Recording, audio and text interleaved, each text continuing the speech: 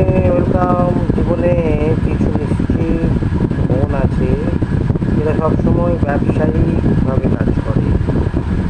প্রত্যেকটি জীবনের ডাইমেনশনে, জীবনের মাত্রার ক্ষেত্রে এটা ব্যবসায়িক আচরণ করে। তুমি সেরকম ধরনের ব্যবসায়ী হও তাহলে এটা তোমার প্রপার জায়গা নয়। এটা হচ্ছে জুয়ারিদের জায়গা। এটা সেই ধরনের জায়গা যেখানে মানুষ